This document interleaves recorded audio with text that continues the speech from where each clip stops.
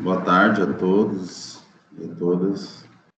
Considerando que alguns vão assistir neste momento síncrono e outros irão assistir em momento oportuno, assíncrono, eu vou então dar início à nossa aula de retorno de Geografia Ambiental. Então, nessa primeira aula, na verdade, a minha intenção é fazer uma recapitulação dos assuntos, né, do conteúdo programático que a gente estava desenvolvendo, até que a gente foi interrompido por um estágio de quarentena. Então, nós tivemos basicamente 4 semanas de aulas. Nessas 4 semanas de aulas, a gente conseguiu cumprir aí, segundo o nosso conteúdo programático, a primeira parte, que seria a parte de cartografia, certo?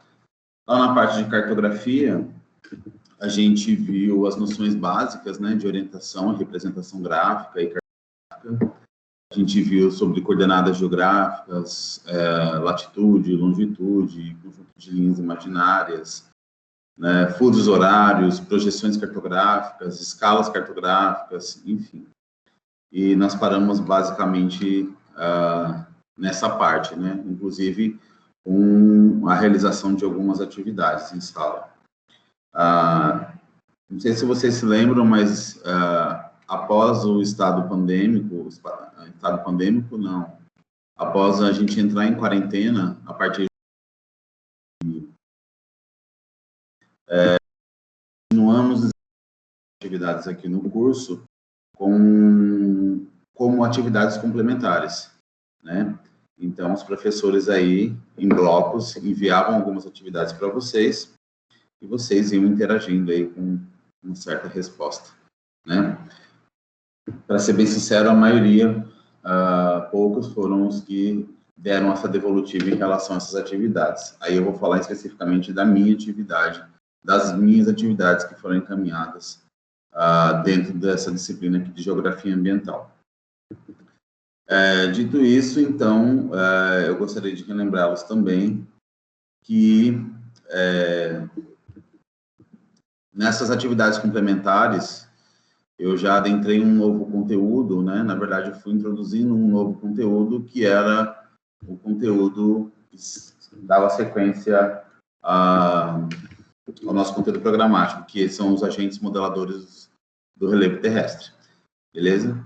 E aí eu até mandei uma atividade para vocês, que era uma atividade que começava a contar um pouco a história evolutiva aí do universo, até a gente chegar nos entendimentos e nos estudos de como o X se desenvolveu e vem se desenvolvendo no nosso planeta. Eu vou projetar aqui uma imagem, e essa imagem é a imagem que estava em uma dessas atividades, né? Então, é um momento bastante oportuno da gente relembrar algumas informações. Deixa eu só espelhar a imagem aqui.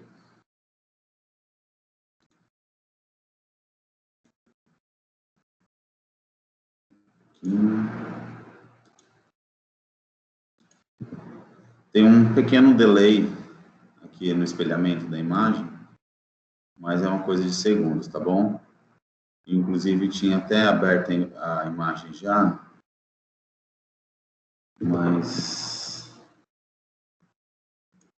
por algum motivo ela não abriu. Deixa eu mostrar aqui, deixa eu aumentar um pouco. Pronto.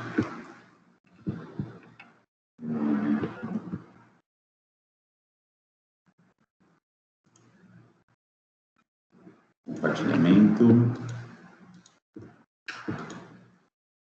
Agora sim. Imagina então que vocês estão conseguindo já visualizar a imagem desse compartilhamento, certo? Essa imagem é uma imagem que ela estava em uma das atividades complementares que eu mandei para vocês, que dava uma base, né, uma introdução aí aos estudos da estrutura terrestre, né? E eu vou falar um pouco, né, vou discorrer um pouco mais sobre o que representa essa imagem, essas teorias e tudo mais. Primeiro, que eu quero relembrá-los que nas nossas primeiras aulas, nossos primeiros encontros desse ano, eu fiz uma apresentação da disciplina, né? A disciplina se chama Geografia Ambiental. Então, dentro dessa perspectiva, vocês que estão cursando aí um curso técnico em meio ambiente, estão, né, cursando um curso, estão aí tentando, né, estão aprendendo sobre informações técnicas para questões ambientais. Basicamente, essa disciplina é uma disciplina de base conceitual. Como assim uma disciplina de base conceitual? Para você entender termos técnicos da área da ecologia, da área de hidrologia, química, física, informática, etc. O estudo em si, né, vamos dizer assim, toda a grade curricular do curso, ela precisa de uma base conceitual ambiental, né? E boa parte dessa base conceitual ambiental vem dessa disciplina, né, de geografia ambiental. Então, ela assim, ela é bem conceitual mesmo, no sentido de explicar os detalhes, né, de certos acontecimentos internos e externos no planeta Terra. Mas eu também disse no início na nossa primeira ou segunda aula, não me lembro ao certo, que a geografia ela tem algumas vertentes, ela tem algumas divisões. A geografia enquanto ciência. Até falei um pouco para vocês da evolução da geografia enquanto ciência. Que não é antigo, claro, é antigo considerando a nossa existência, mas considerando a evolução das ciências, enfim, de todas as áreas do conhecimento, ela não é tão antiga, né? Ela data de aí, aproximadamente final do século XVIII, início do século XIX. E onde é que eu quero chegar com isso? Eu quero dizer para vocês, relembrá-los que quando eu estava começando a falar disso, da disciplina, eu disse que a geografia ela se divide em três áreas, né? Basicamente, três vertentes. A geografia humana, a geografia física e a geografia as novas tecnologias. E aí eu expliquei mais ou menos como é que funcionava cada uma delas, né, qual é a abrangência e a abordagem de cada uma delas. A humana trabalha com a dialética, com as discussões, comportamentos, comportamento e sociedade, de uma forma bem superficial, claro. Assim, esse meu conceito, obviamente, não que a geografia humana seja resumida superficial, mas, enfim, a geografia física, ela é uma ciência exata, matemática, que trabalha com comprovações matemáticas dos acontecimentos terrestres, certo? Não somente terrestres, mas o nosso foco dentro da disciplina será a Terra. E a gente tem a geografia as novas tecnologias. As novas tecnologias são instrumentos, são ferramentas tecnológicas que são utilizadas como subsídios tanto para o desenvolvimento e aprofundamento da própria geografia humana, quanto da geografia física. Beleza. Por que eu estou falando isso? Porque como a nossa disciplina é uma disciplina de geografia ambiental, a gente vai trabalhar com geografia física, basicamente. Né? Comportamental, dialética também, entendendo que os acontecimentos e as mudanças, o comportamento social, o comportamento em sociedade traz uma resposta direta e indireta para o meio físico terrestre. Então, é essencial que a gente consiga pensar nessa geografia física não como uma coisa separada, mas como uma coisa articulada, sistêmica, geossistêmica. Mais para frente, eu explico um pouco melhor para vocês como é que funciona esse método, né, geossistêmico, uma metodologia geossistêmica, mas vocês vão entendendo aí aos poucos que eu for explicando. Primeiro ponto, geografia física. A geografia física, então, eu acabei de falar, né, estou revisando aqui umas coisas para vocês, eu acabei de falar, estou repetindo, que é uma ciência exata, ok? Matemática. Mas tem uma outra informação que eu preciso falar para vocês. Mesmo sendo uma ciência exata, que comprova por A mais B que uma coisa existe, ela também trabalha com métodos indutivos, ok? Por exemplo, quando a gente estuda um pouco de HPG é a História do Pensamento Geográfico, a gente estuda um pouco sobre as correntes de desenvolvimento, as escolas da geografia, as correntes do pensamento geográfico, enfim, determinismo, possibilismo, geografia crítica, geografia moderna, e entre o desenvolvimento da geografia enquanto ciência, enfim, e as influências políticas, sociais, econômicas, que foi se dando ao longo desse processo evolutivo dela enquanto ciência, a gente tem, num contexto mais recente, numa geografia mais moderna, um cara chamado Karl Popper. Eu vou colocar até no chat aqui para vocês, porque vocês podem, então, quando estiverem acessando essa aula, olhar aqui nas observações que ficou da reunião, ok? Então, Karl Popper, ele é um cientista estadunidense que criou uma teoria chamada teoria da falseabilidade. Beleza? O que quer dizer essa teoria da falseabilidade? A teoria da falseabilidade é o seguinte: quando a gente estuda um pouco de filosofia, na filosofia, a filosofia ela é dividida em dois momentos, né? O momento pré-socrático e o momento pós-Sócrates, né? E por que Sócrates tornou-se referência? Porque a partir de Sócrates, um monte de teoria começou a ser provada. Antes de Sócrates, então, existiam muitos filósofos que acreditavam que a origem do universo se dava por um motivo que eles aprofundavam nesse tipo de discussão e falavam, o universo surgiu a partir da água. Por quê? Porque todo lugar que você observar, eu estou falando de uma forma bem simplista da coisa, tá? Mas tudo que você observar no nosso planeta tem água em sua composição. Aí chegava um outro pensador e falava assim, não, mas mesmo que tenha água, por exemplo, se a gente tiver só fogo, o fogo é capaz de evaporar a água, enfim.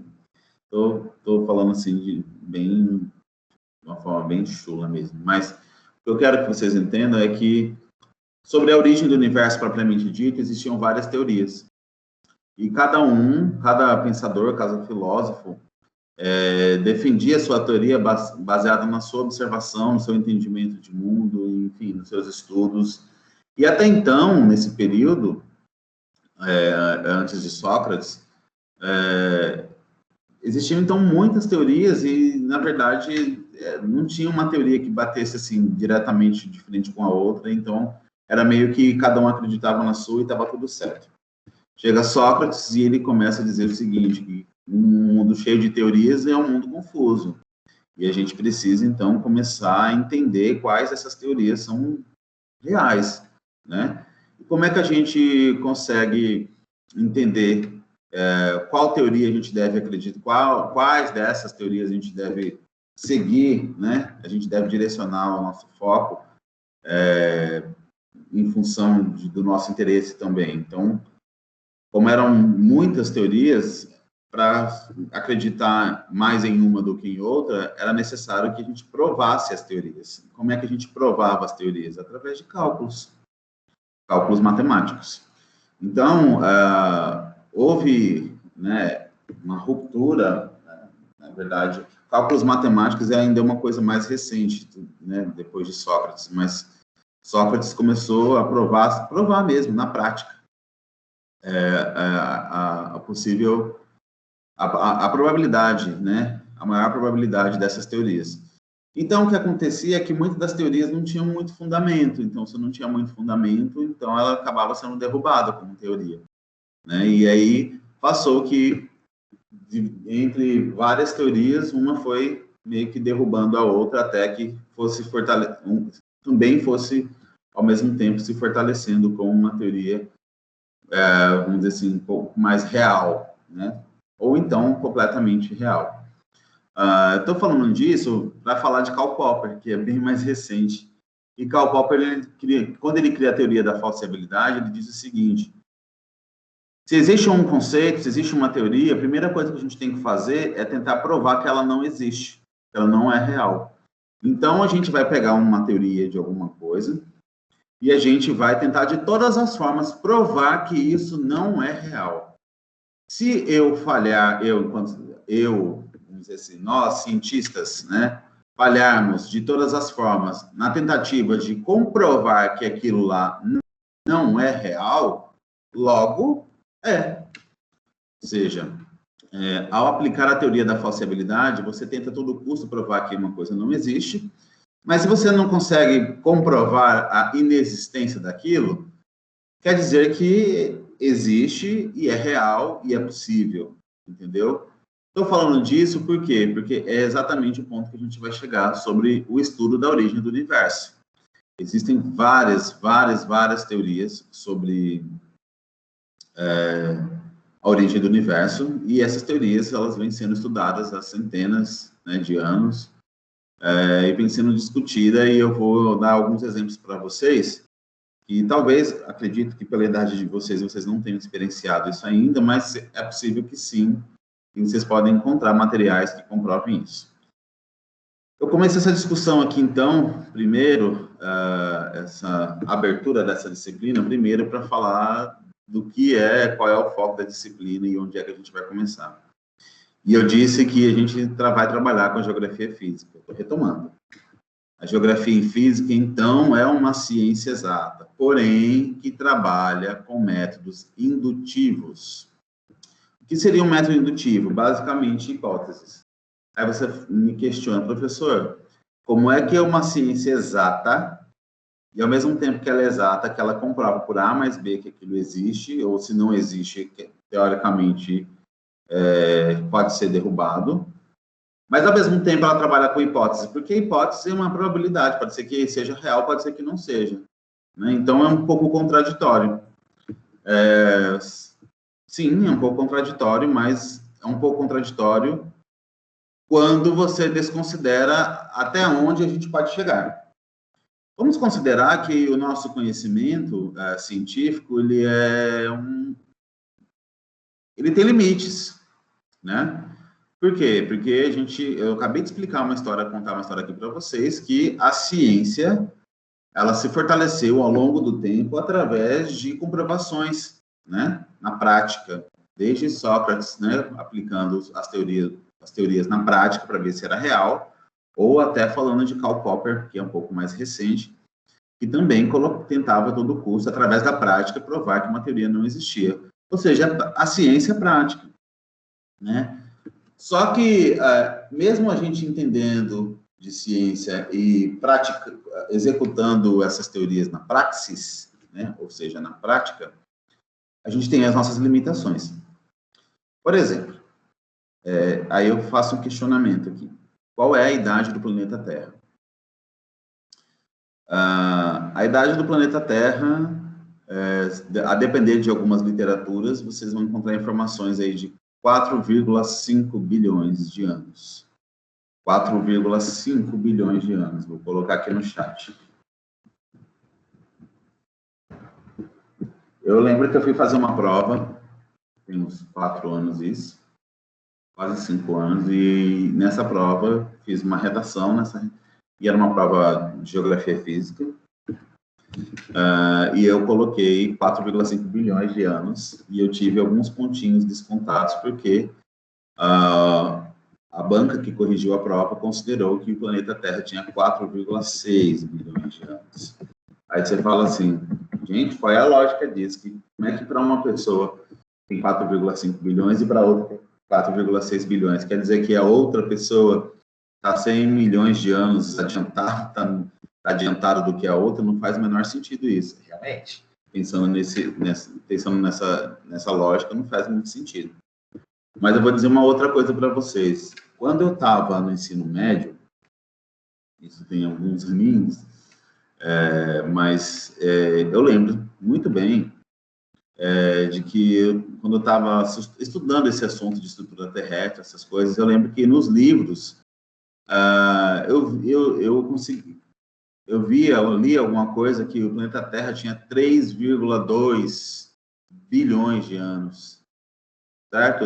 Depois vinham outros livros, né, de ciências ou de geografia mesmo, uma informação que dizia que o planeta tinha 3,5 bilhões de anos, 3,7. E, na verdade, eu não me atentava a essas informações, até mesmo porque eu não tinha a mesma noção que eu tenho hoje dessa evolução.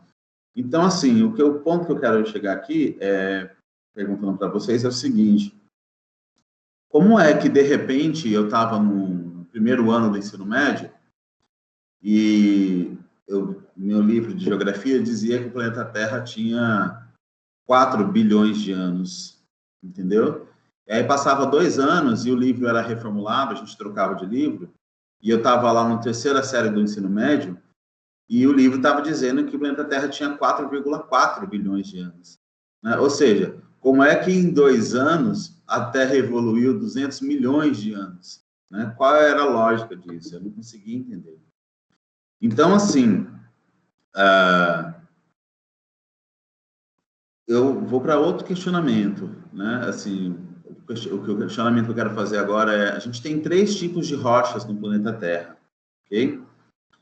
Desses 3 tipos de rocha, qual é a rocha mais antiga? Só para relembrá-los, a gente tem rocha magmática, a gente tem rocha sedimentar e rocha metamórfica, certo? Desses 3 tipos, exemplos de rochas, a mais antiga delas é a rocha magmática. Por quê? Porque a Terra, o planeta Terra, na sua formação, era uma imensa bola de fogo, que basicamente esse fogo todo, esse material, né, que envolvia a Terra toda, era magma. Magma, né, que ao longo do tempo foi se resfriando, solidificando, cristalizando e virou rocha. Tá? Tanto é que até hoje a gente tem derramamento de magma que sai do interior da Terra, que chega na superfície, resfria e vira rocha. Que rocha? Rocha magmática. Ou seja, as primeiras rochas que se formaram no planeta Terra são rochas magmáticas. Pensando nesse sentido, então a gente vai fazer o quê? Para a gente começar a analisar a idade da Terra, né, do planeta Terra, a gente vai começar a analisar os primeiros materiais que se formaram nela, como, por exemplo, as rochas. Então, sabendo que nós temos 3 tipos de rocha e que a rocha magmática é a rocha mais antiga, o que a gente faz? O que os cientistas fizeram? Começaram a coletar amostras de rochas e fazer o processo de datação de material, desse material. Né? Então, existem vários métodos, né, várias técnicas para fazer essa datação desse material. E esse material, de repente, um pesquisador ia lá fazer uma datação de acordo com a tecnologia daquele ano, daquela época, e chegava à conclusão de que aquele material rochoso tinha 3,67 bilhões de anos. Então, como naquele momento, naquele contexto, os estudos sobre a idade da Terra eram ainda recentes e limitados, então alguém chegava lá e descrevia que a Terra tinha 3,7 bilhões de anos. Só que, de repente, esses estudos começaram a evoluir, outros pesquisadores começaram a coletar outras amostras de outros locais do planeta e descobriam uma idade mais avançada. Por isso que a gente tem, então, essa variedade de datas, a depender da literatura, a depender do ano, obviamente, sobre a evolução da Terra. Tá, este é um ponto. É a terceira vez que eu volto falando para falar da mesma coisa. Então, a geografia física é uma ciência exata, porém que trabalha com métodos indutivos, hipotéticos. Como assim? Tudo partiu de uma única explosão, é o que a gente entende aqui como evolução terrestre. Essa explosão a gente chama de Big Bang, tá? Daqui a pouco eu vou falar um pouco mais sobre isso, para mais aprofundado. Se tudo parte de uma única explosão, quando a Terra se formou, levou um tempo após a explosão. O material que formou a Terra era um material que estava no espaço sideral, no universo, solto no universo, que foi se agregando a um corpo celeste que foi ganhando volume, e virou um planeta, certo? Muitos desses corpos celestes que não se agregaram ao planeta Terra ou outros planetas continuam no espaço. De repente, tem um desses corpos, um corpo celeste desse, atinge a atmosfera terrestre hoje, certo? Está próxima da Terra, né, do ambiente aí, espacial terrestre, né, vamos chamar assim. E um desses materiais cai dentro atinge a Terra, passa pelas camadas atmosféricas, né, pelas camadas exosfera, mesosfera, ionosfera, estratosfera, troposfera. Pronto, atingiu todas as camadas e caiu aqui. A gente está um dia aqui na porta da nossa casa, olha para o céu e vê, ó, uma estrela cadente, entendeu? Um cometa, um meteoro, um meteorito, né? E, de repente, o que é isso? Isso nada mais é do que um corpo celeste que estava no espaço e adentrou a atmosfera terrestre, que caiu na nossa superfície. Estava próximo, ou estava viajando há não sei quantos anos, milhões, eu não sei, isso é tudo hipótese, precisa ser calculado, mas considerando, de repente, que faz parte é um fragmento que faz parte do processo ainda desde a formação da Terra, se tiver características muito parecidas com a característica do material na Terra, a gente ainda pode considerar isso. Aí os pesquisadores vão lá, caiu esse fragmento, vão lá, pegam uma amostra do fragmento, do material, e leva para o laboratório para fazer datação. Fez a datação, percebeu que existe uma característica muito próxima com a característica do material geológico terrestre, vai trabalhar todas as hipóteses possíveis, considerando que pode ser, então, um fragmento da mesma explosão, ou do mesmo momento, do mesmo período, e de repente viu ali que esse material ele tem 8 bilhões de anos, né? 8 bilhões de anos? Então, a gente fala o quê?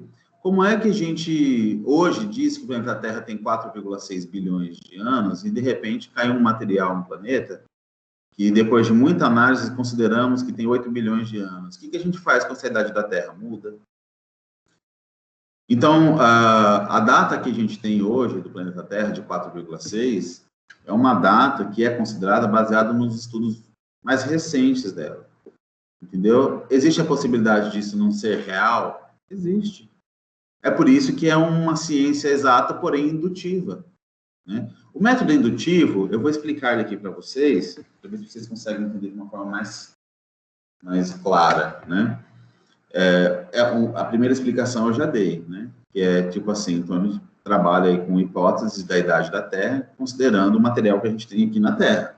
Mas, se de repente vem um outro material do espaço e a gente, após um monte de análise, considera que tem a mesma característica, que pode ser um material que é um material da gênese do nosso planeta, o que a gente vai considerar? A gente vai considerar a idade desse material sendo ele superior à idade da Terra. Porque é indução, a gente não tem como ter certeza. Vamos supor que eu tenho 5 sacos de arroz. Vou explicar o método indutivo para vocês. Eu tenho 5 sacos de arroz.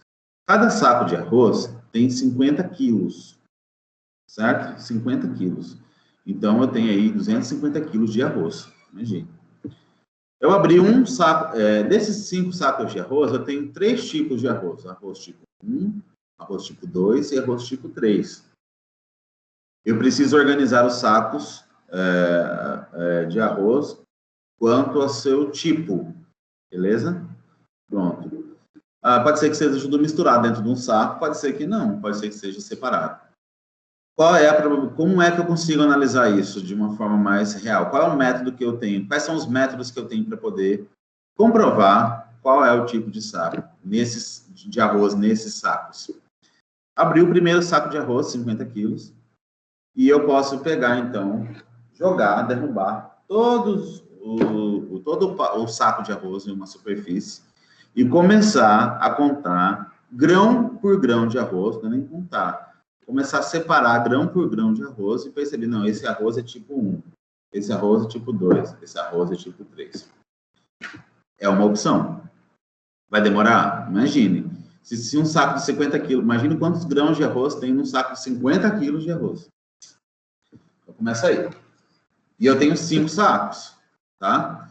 Então, pode ser que, de repente, num saco eu tenha arroz do mesmo tipo, ou um ou outro tipo diferente ali misturado, né, que fez parte do processo de armazenamento, enfim. É possível, são hipóteses. Mas eu tenho, então, essa primeira método que eu posso aplicar. Eu vou demorar um tempo muito grande para fazer isso, sem contar que, além do tempo, eu tenho que considerar o custo que eu vou ter para fazer isso, né? Porque se eu estou fazendo ciência, eu estou sendo financiado por alguém, e aí, de repente, eu não tenho muito tempo para fazer isso, eu preciso desenvolver outro método.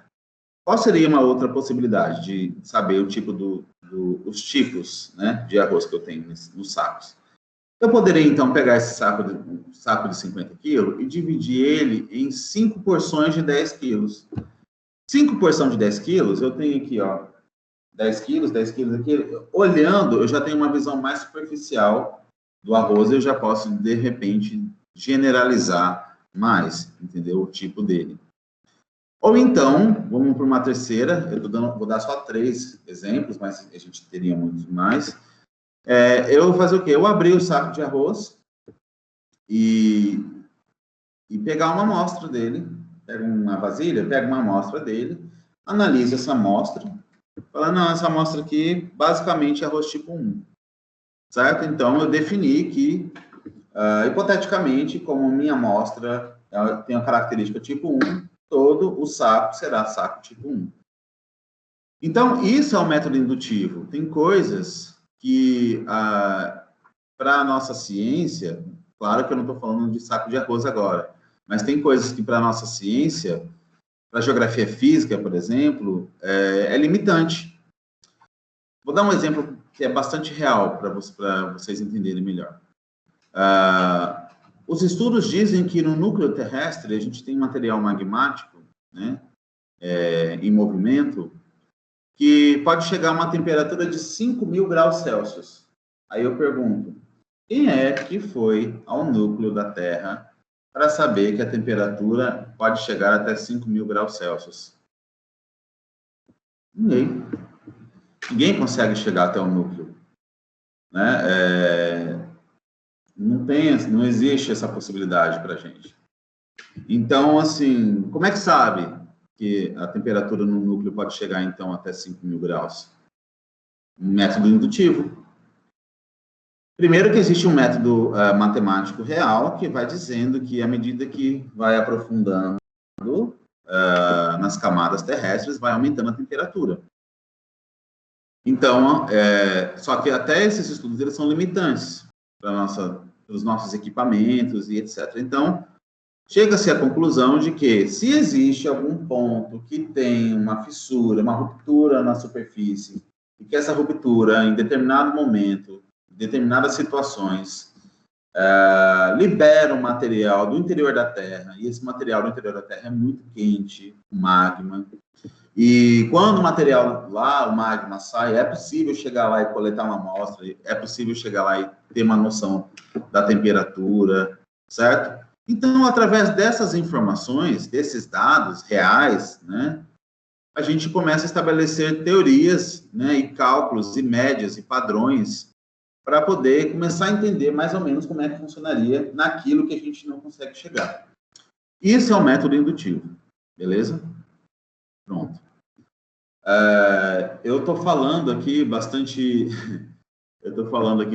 informação para vocês, porque realmente, como eu disse, essa disciplina é uma disciplina bastante conceitual, e por ser conceitual, eu preciso passar por esses pontos. A imagem aí continua sendo projetada para vocês. Eu, inclusive, achei que eu estava aqui na tela e eu estou fazendo autogestos aqui, explicando uma coisa, mostrando um campo amostral, mas tranquilo. E espero que esteja claro, pelo menos na explicação. Qualquer dúvida, considerando que vocês não estão assistindo neste momento, vocês podem tirar comigo, né, por e-mail, ou então no nosso grupo, no grupo de vocês no WhatsApp. Eu vou colocar mais uma informação aqui, que é o meu e-mail para quem esqueceu, certo? Pronto. Então, eu vou novamente espelhar a imagem, que eu achei que eu estava na tela, para falar um pouco dessa teoria que a gente acredita, né, que a gente discorre sobre, que é a teoria aí do Big Bang, tá? E do Big Rip, ok? Vamos lá novamente.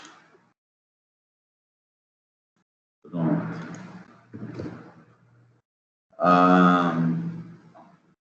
Então, a gente tem aí, né, essas teorias.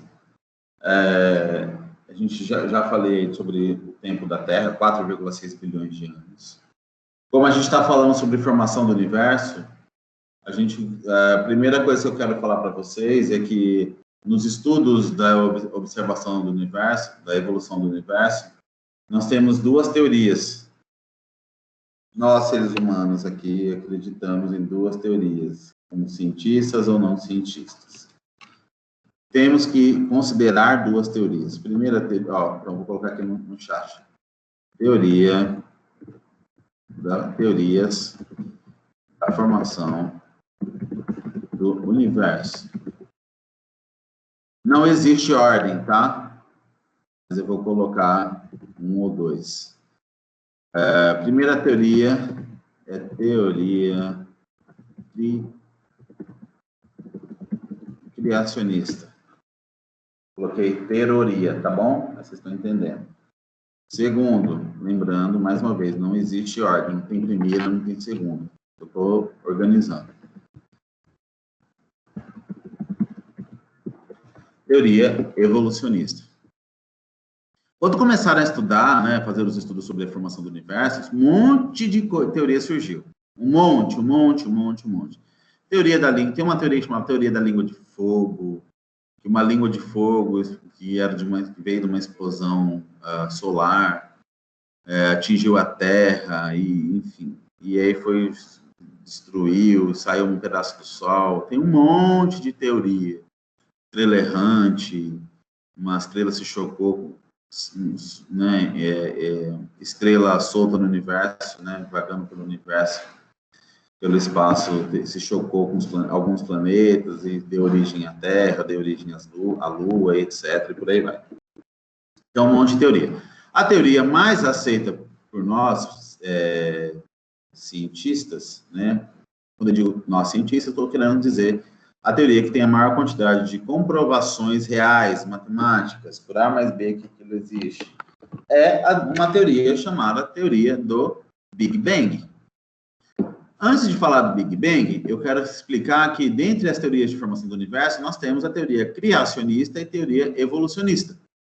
O que seria a teoria criacionista? A teoria criacionista é uma teoria que tem como base fundamento religioso. Então, para algumas pessoas, quem criou, como surgiu o universo? O universo foi criado por Deus. Deus criou todo o universo em 7 dias, certo? Em 6 ele criou os universos, enfim, os planetas, os animais, toda a forma de vida, e no último dia ele descansou. Então, esse basicamente é um conceito, uma teoria que é aceita como fundamentalismo religioso, como fundamento religioso. Beleza? Outra teoria é a teoria chamada teoria evolucionista, ou então teoria científica. O que é a teoria evolucionista? Ela vai buscar comprovações reais, matemáticas, de que o universo surgiu a partir de fenômenos ou de acontecimentos químicos, físicos, enfim, e por aí vai. Aí eu vou lá dar uma prova, aí eu faço uma pergunta que pede uma comprovação científica, e o aluno vai lá e responde assim: professor, mas eu vou... Pergunta lá, por exemplo, explique aí a formação dos 3 tipos de rocha. Por que são diferentes? Aí o bonito vai lá e coloca assim: porque Deus quis E acha que está certo porque ele ainda quer usar como justificativa a teoria criacionista. E não é assim que funciona, né? Para você ser um criacionista, você precisa também ter um embasamento bastante real da coisa, entendeu? Para você, e forte da coisa, para você provar aquilo que você está falando. Por exemplo, vou dar uma viajada aqui, tá? Espero que vocês não estejam cansados, mas, ó, se eu peço para alguém explicar a origem de uma rocha sedimentar. O que é uma rocha sedimentar? Sedimento puro. Um monte de sedimento agregado que ao longo do tempo, com influência de pressão, umidade e temperatura, virou rocha.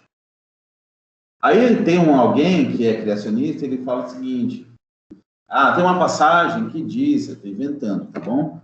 Tem uma passagem que diz que fulano de tal, João, estava caminhando após ter brigado com seu irmão, e em um ato de fúria, ele se ajoelhou no chão, pegou uma pedra com a mão e, com muita força, ele esmagou a pedra até que ela virasse pó.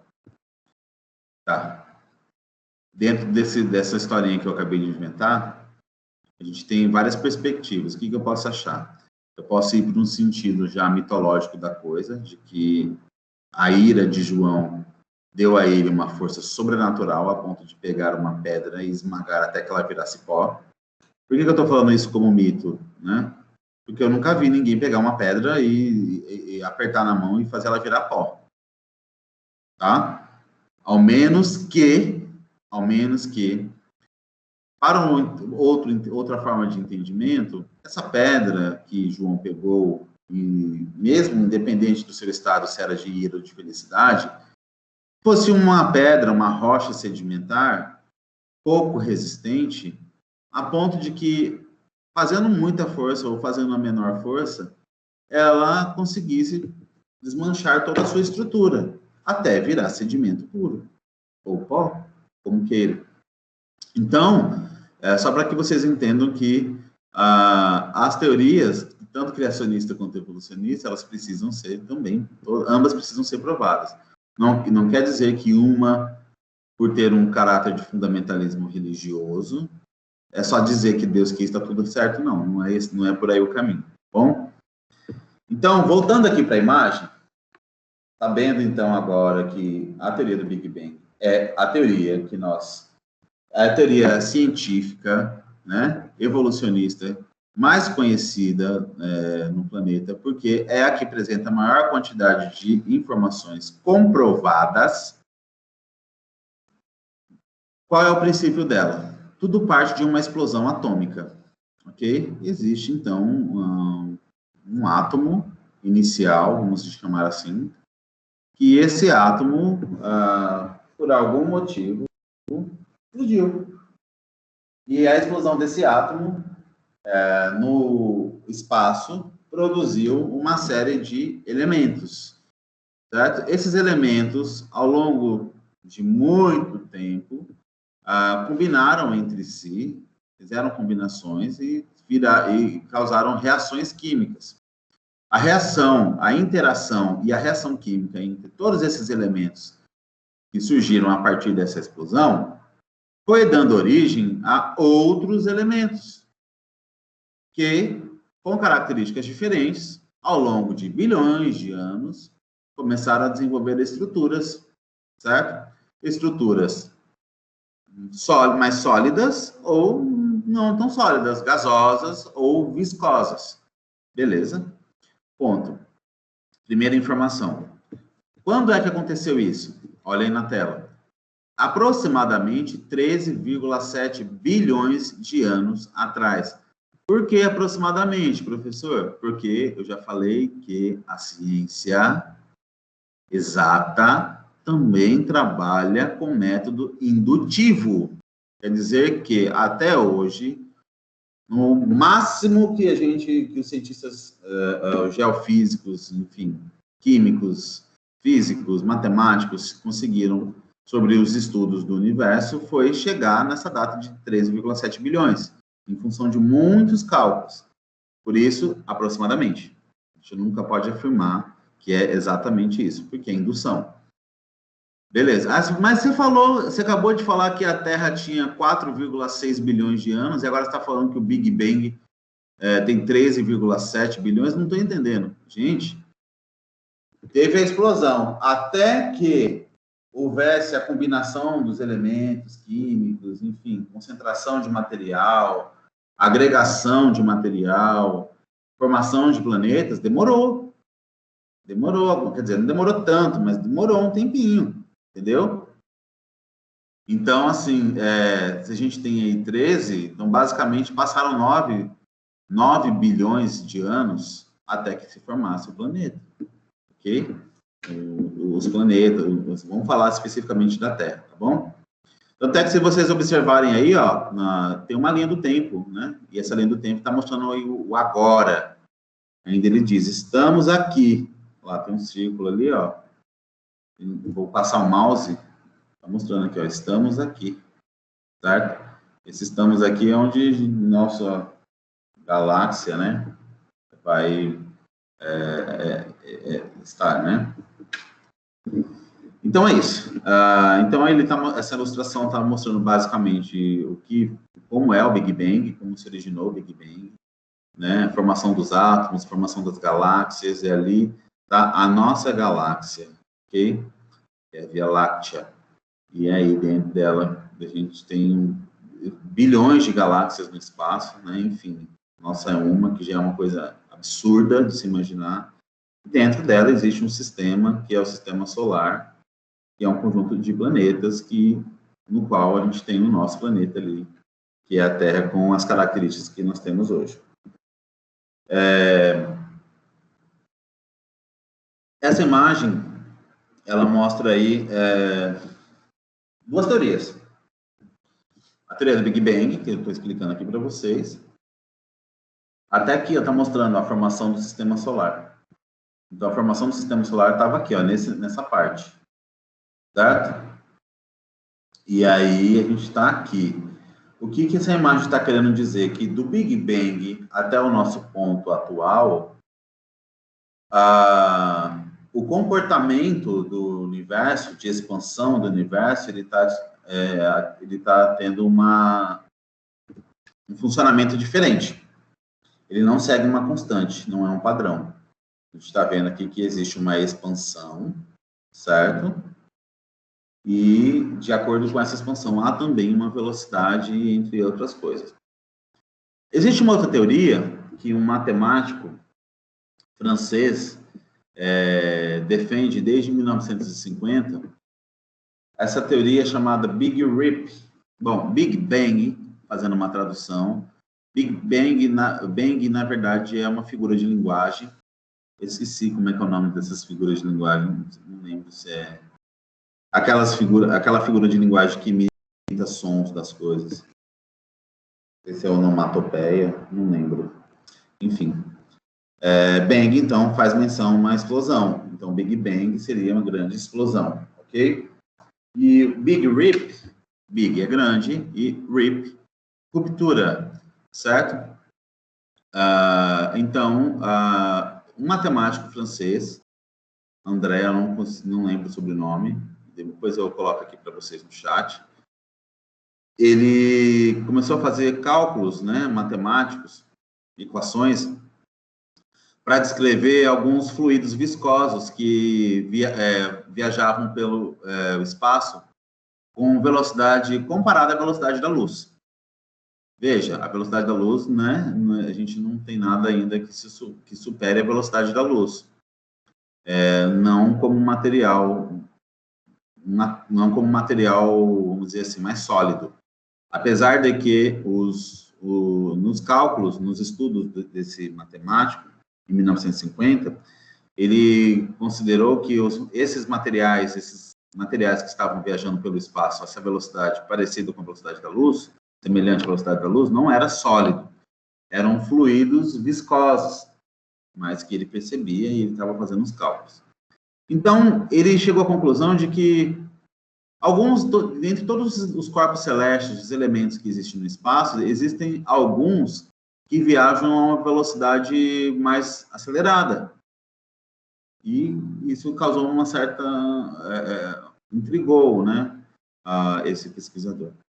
Então, foi aí que ele chegou à consideração de que, em algum ponto, né, em algum ponto do universo, existe, então, uma aceleração nesse processo de expansão, certo? E aí vai para onde? Aí é que ele defende uma teoria de que vai aumentando a velocidade de expansão até que essa expansão chegue aqui, ó, as galáxias vão aumentando a velocidade, vão chegar em um determinado ponto em que elas vão ser destruídas, certo? Vão ser basicamente engolidas. É como se fosse, vou falar aqui de um termo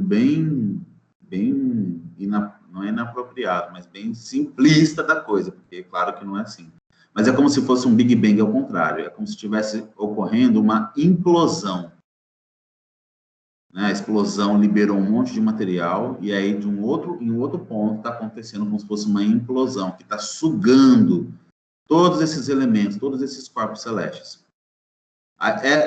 Essa concentração vai implodir tudo, vai explodir, né, as galáxias, e de repente vai concentrar novamente em um átomo, no outro átomo, que pode ser que se torne um novo Big Bang, mas isso é só eu falando, tá? Não é nada aprofundado.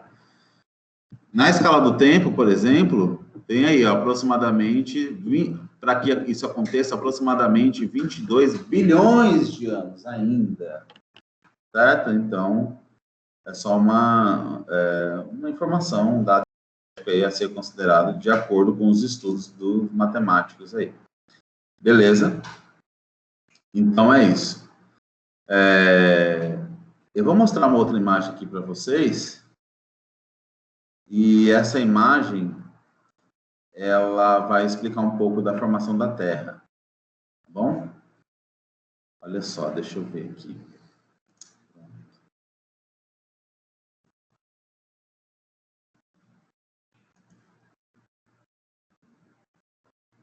Deixa eu espelhar, porque eu preciso mudar a tela de espelhamento.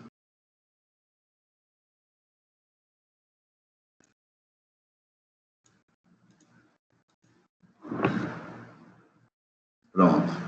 Agora vocês estão vendo aí um desenho, um esquema, né? Aqui é a Terra. Vocês estão vendo que tem um monte de fragmentos no espaço. Esses fragmentos estão aí em volta da Terra, em formação, tá? Planeta Terra em formação. E estão se chocando. Perceba que a Terra é como se fosse uma imensa bola de fogo, né? Professor, mas parece que ela é sólida. Não. Como ela é uma bola de fogo muito quente, ela não está sólida ainda, certo? Ela está aí um planeta maleável, né? Considerando também o tamanho disso aqui, ó, desse outro corpo celeste, a gente pode até chamar de um protoplaneta, planeta pequeno, né? Pelo tamanho dele, vamos supor que esse aqui, por exemplo, chocando aqui com a Terra, como ela não era sólida, o que ele ia fazer? A maioria desses materiais que estão no espaço, esses meteoros, né, a composição química deles é basicamente ferro, basicamente material metálico, né? Mas essencialmente ferro. Então, como vem numa velocidade muito grande, tem um peso muito grande, nessa fase inicial da Terra a gente não tinha ainda a formação, né, completa das camadas atmosféricas terrestres, então chocava com a Terra e já ia para a parte lá do fundo, ó, chegava, não ficava na superfície, primeiro que não era sólido, segundo que havia uma velocidade, um peso muito grande, ia lá para o meio. Então, muitos desses materiais aqui que se chocavam com o planeta Terra, iam para a parte, ia para o fundo dela, né, entrava, e ficava ali, derretia, porque a temperatura era muito alta, até que ela fosse ganhando uma nova dinâmica. Ok? Isso aqui, esse processo que eu estou mostrando aqui para vocês na imagem, ele tem um nome, né? O nome dele é força acreção. Ok? Força de acreção. Opa, não coloquei o Enter. Força de acreção. O que é a força de acreção? Como eu estou falando para vocês que... Vou interromper aqui um pouco, para olhar um pouco para a câmera, para vocês não se cansarem muito de olhar só para a imagem. De repente, olhar um rostinho bonito que nem o meu já dá uma animada. Só que não.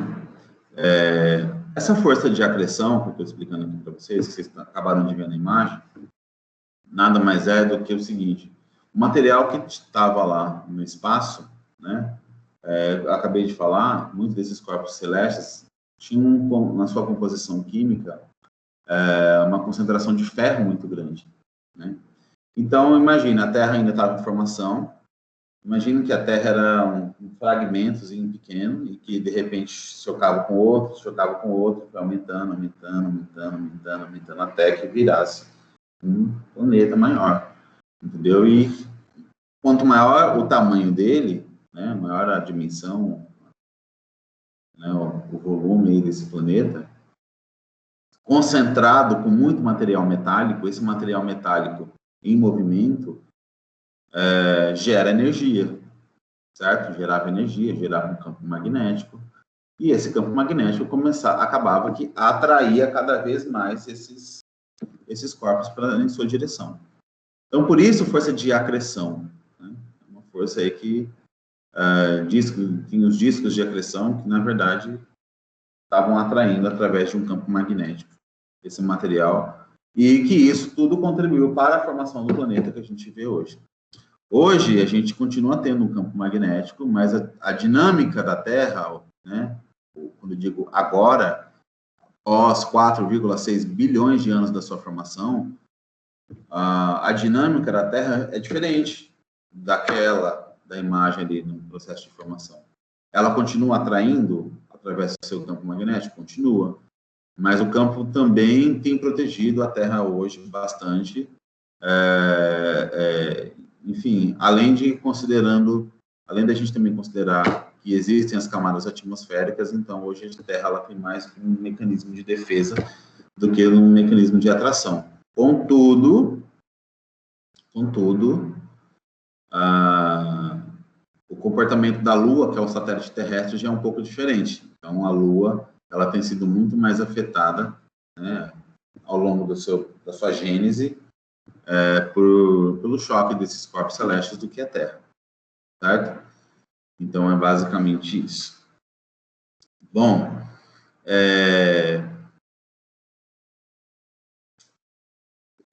eu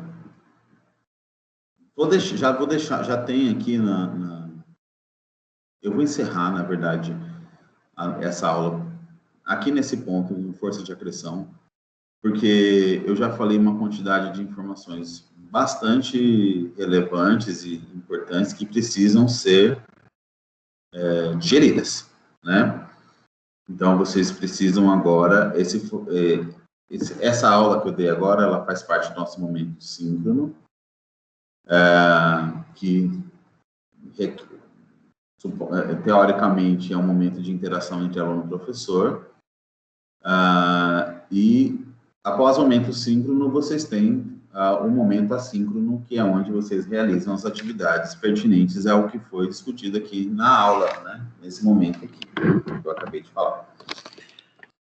Aqui na plataforma, eu já alimentei com essas informações uma atividade, né, que vocês vão fazer após assistirem essa aula, que é uma atividade basicamente em cima daquilo que eu expliquei aqui para vocês.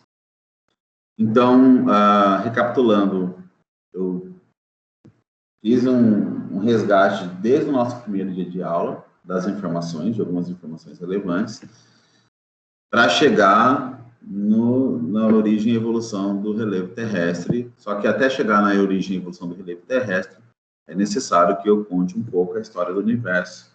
E como é que a gente acredita que isso é real através das teorias e dos métodos. Ok? Então, é isso.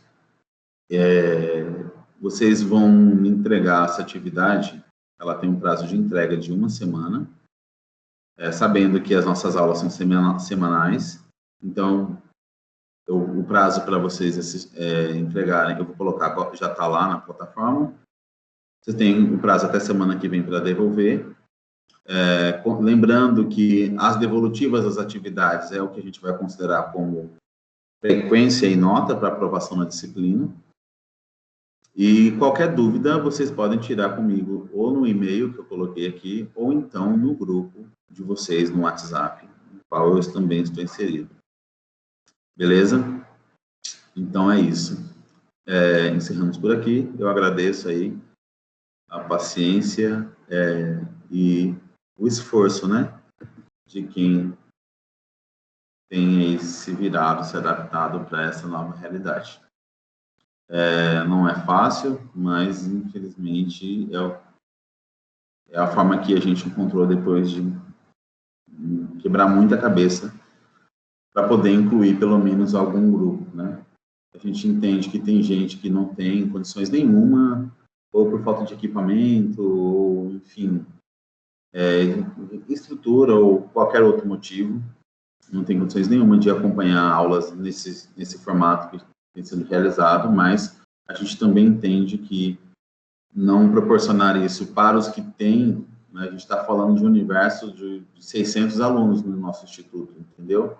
Então, desconsiderar que a gente poderia fazer isso para os que têm acesso também seria uma forma de excluir 2 vezes, né? Não que a gente esteja excluindo alguém, até mesmo porque a nossa resolução, que a gente já discutiu, que é o que a gente está se valendo as nossas aulas, essas aulas, é uma resolução que também garante o direito daquele aluno que não tem condições nenhuma de acompanhar esse formato, que ele seja assistido, que seja assegurado o seu direito de voltar de onde parou no momento presencial após o término desse período de quarentena, ok? Mas é isso. Então, fiquem bem, façam as atividades e qualquer dúvida vocês podem tirar comigo aí, certo? Terminou a atividade, manda para onde? Manda para o meu e-mail ou então aqui mesmo, vocês vão clicar lá em arquivo, aí tem uma parte lá que é carregar, vocês vão responder a atividade, vão clicar lá, carregar e vai mandar fazer o upload do arquivo que você respondido. E quando eu mandar, eu já recebo a informação de que alguém enviou um arquivo e eu já pego para correção. Chique? Então é isso, até a próxima semana que vem. Valeu, tchau, obrigado.